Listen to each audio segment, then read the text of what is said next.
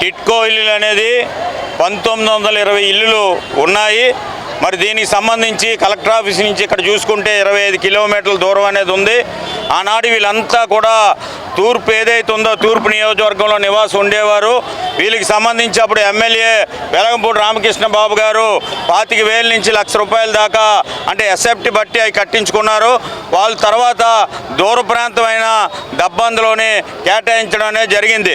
మేము గతంలో గంటా శ్రీనివాసరావు గారికి, వెలగంపూడి రామకృష్ణ గారికి, జీవీఎంసీ కమిషనర్ గారికి, కలెక్టర్ గారికి కూడా ఇచ్చాం. అక్కడ వాటర్ సదుపాయం లేదు, మంచినీరు అసలు దొరకట్లేదు, చాలా ఇబ్బందులు ఉన్నారు. రెండోది యూజీడీ లైన్ కూడా పాడైపోయింది. ఎవరికైనా అనారోగ్యం వస్తే హాస్పిటల్కి వెళ్ళాలంటే 15 కిలోమీటర్లు వెళ్ళాలి, హాస్పిటల్ ఏర్పాటు చేయాలని. మరి అలాగే ఫోన్ ఏదైతే ఉందో ఫోన్ కూడా అక్కడ మరి కనీసం అనేది ఎవరైనా చనిపోయినా ఏ కార్యక్రమానికైనా ఫోన్ కూడా అందుబాటులో లేని పరిస్థితి అనేది ఉంది.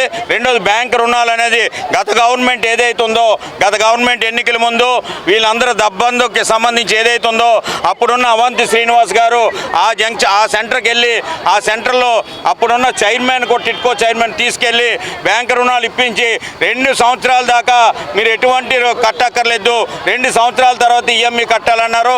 ఎప్పుడైతే మరి బ్యాంక్ రుణాలు ఇచ్చారో అప్పటి నుంచి కూడా వీళ్ళు ముందు ముక్కుపిండి వసూలు చేస్తున్నారు. ఇప్పుడు దాకా వీళ్ళు 80,000 నుంచి 90,000 రూపాయల దాకా కూడా కట్టారు.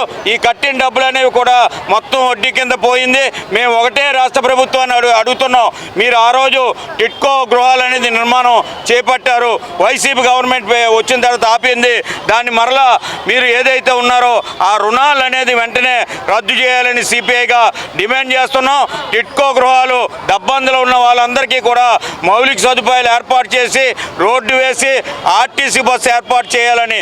ఈ బస్సులే సౌకర్యం లేక చాలామంది ఇప్పుడు వెళ్ళట్లేదు. 100 కుటుంబాల దాకా కూడా అక్కడ నివాసం ఉన్నాయి. ఇంకా 1800 కుటుంబాలు రోడ్డు మీద ఉన్నాయి. ఇటు పక్క ఈఎంఐ కట్టుకోలేక, అటుపక్క ఇంటద్ది చెల్లించుకోలేక నానా అవస్థలు పడుతున్నారు. కాబట్టి రాష్ట్ర ప్రభుత్వంతో చర్య తీసుకొని ఈ దబ్బందు తాలూకా రుణాలను వెంటనే రద్దు చేయాలని సిపిఐగా డిమాండ్ చేస్తున్నాం. లేకపోతే అంచెలంచెలుగా ఈ పోరాటాన్ని ఉధృతం చేస్తామని ప్రభుత్వానికి హెచ్చరిస్తున్నాం.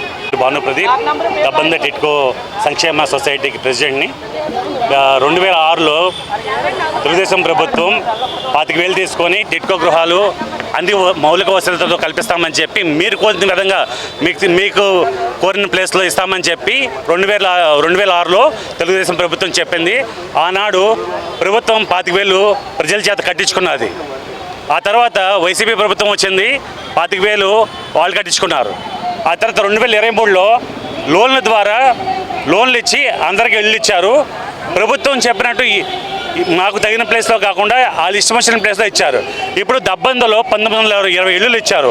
మౌలిక వసతులు లేవు, ఉండడానికి సరైన ప్లేస్ లేదు, వైద్యం లేదు, విద్య లేదు, అక్కడ సరైన రోడ్లు లేదు, ఎలక్ట్రిసిటీ లేదు, మంచినీరు లేదు, వాడుకునీరు లేదు. ఇప్పుడు ఇక్కడ చూస్తే ప్రజలు వెళ్ళడానికి తగిన వసతులు లేనందువల్ల అక్కడ ఈఎంఐ కట్టలేక, ఇక్కడ రెంట్లు కట్టలేక ప్రజలు చాలా ఇబ్బంది పడుతున్నారు. ఇప్పుడు 2023లో మాకు లోన్లు ఇచ్చారు. దానికి 2 సంవత్సరాలు హాలిడే పీరియడ్ అని చెప్పారు. హాలిడే పీరియడ్ అని చెప్పిన తర్వాత హాలిడే పీరియడ్ పైన వడ్డీ వేసి, వడ్డీ పైన వడ్డీ వేసి ఇప్పుడు దగ్గర 4 లక్షలు సుమారు ఇంకా ఎప్పటి నుంచి కడుతున్నా సరే 4 లక్షలు కట్టాల్సి వస్తుంది. ఇప్పుడు మా ప్రజలకు ఇబ్బంది, అటు ఇంటిలో ఉండలేక, ఇటు ఇల్లులు అద్దెలు కట్టలేక చాలా ఇబ్బంది పడుతున్నారు. చాలామంది ఆత్మహత్య కూడా చేసుకోవడానికి కూడా ఇదైపోతున్నారు. సో దానికోసం ప్రభుత్వం బాగా ఆలోచించాలి, మాకు తగిన న్యాయం చేయాలని కోరుతున్నాను.